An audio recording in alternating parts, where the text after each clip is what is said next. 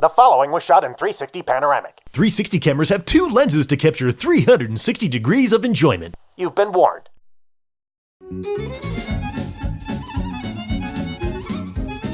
Hey everybody, Scojo in 360 here. I'm a Reuben fanatic, so there's only one place to go in Bend for the best Reuben in town, and that is Rockin Dave's. And Rockin Dave is over there.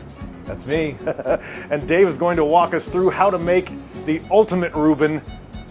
I believe it's fit for royalty, isn't it? It is. We call it the Royal Reuben, fit for royalty. Cleverly named. You can call it the ultimate, but in this case, pretty kick-butt Reuben. That's what we're going for. So we've got basically brisket. Beef brisket is what we use for our Reuben. Some people use pastrami, which we also smoke here in-house, but we use corned beef, which is what we're talking about here. So we've got some briskets that have been corned, so to speak, so they're marinated. My technique is to cook it longer than most. We like to cook ours until, again, like it's falling apart, like I was saying. So I let it cool, and then at Rockin Dave's, we do what's called a thick cut.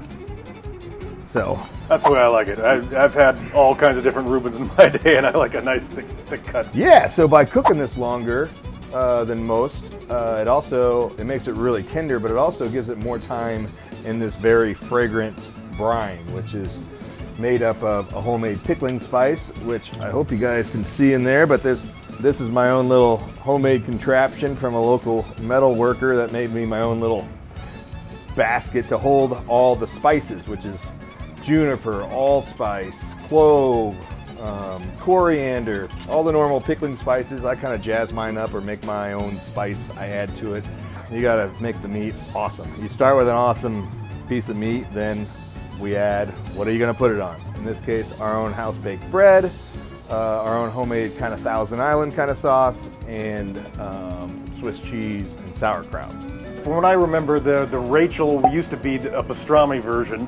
Now it's more the turkey version. Yeah, that's all I know it as, is like in coleslaw, I think, instead of kraut. Which to me, that's now just a turkey sandwich.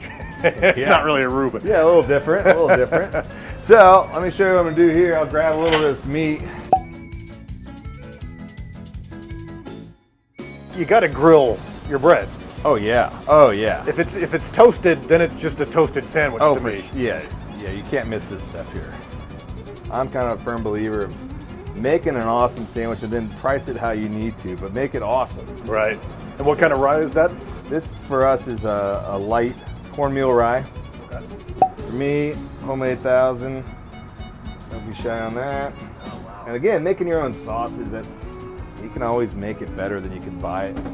So, and it's not hard to make. Got some kraut, and then, how much kraut? For me, enough, right? Enough for every bite, but it's not a kraut sandwich, right? You want to taste the corned beef still somewhere in there. This is what it should be bulked up. That's what it should be. This is what it should be bulked up with. So this is already warm, but normally I'm just going to grill it up a little bit. Usually, as far as execution go, I'd normally pull it out cold and grill it up here. So do a little of that.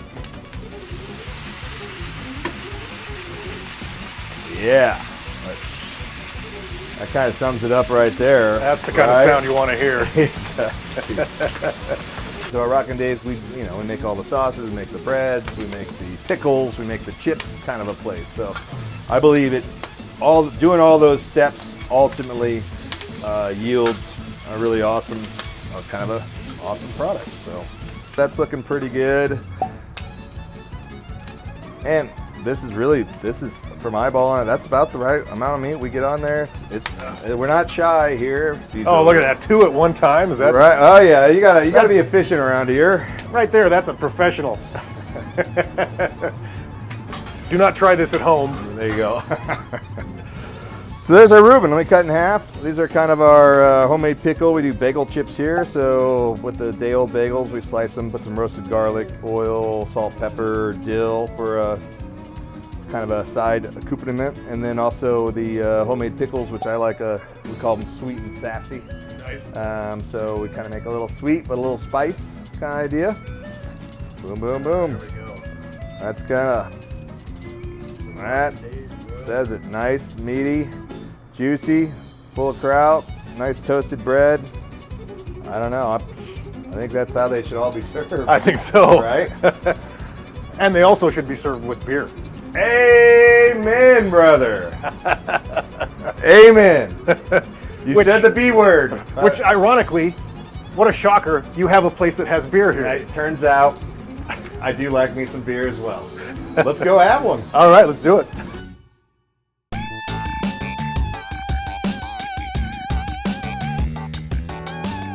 All right. The greatest sandwich in the world and the greatest beer known to mankind. Holy crap. Yeah. This is awesome.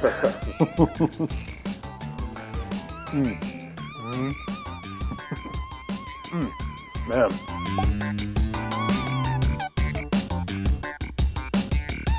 With the fire in the Bend community, they really stepped up around knowing that we were down on our luck. A lot of people showed up with that night as I'm watching it burn. Basically, the neighbors came down with their kids in a 12-pack in a wagon.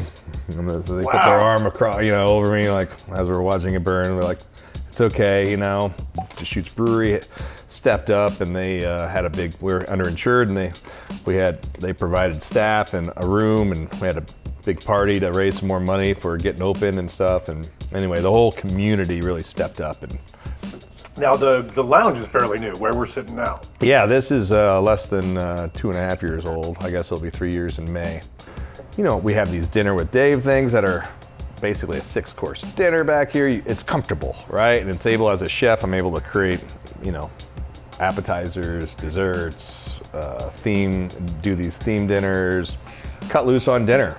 If you're a Pearl Jam fan, Oh yeah. one of the first things you notice in my world, yes, We're not worthy. one of the greatest albums of all time.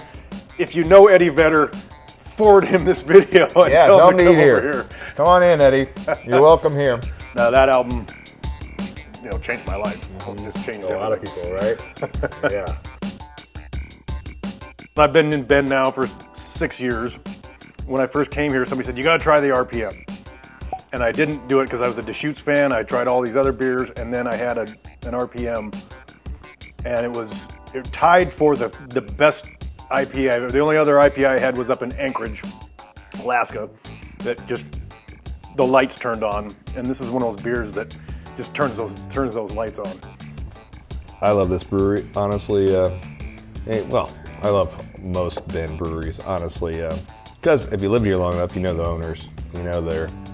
You've seen them come up and grow. Deschutes obviously beat a lot of us here to this town.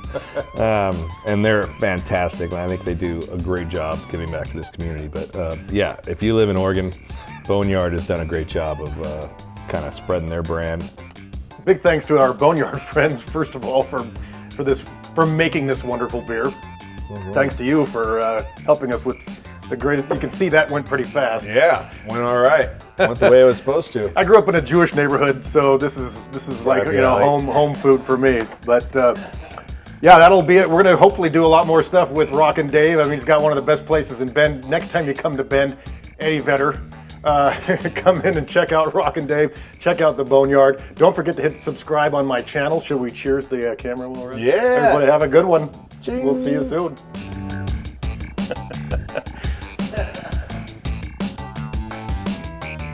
Cool.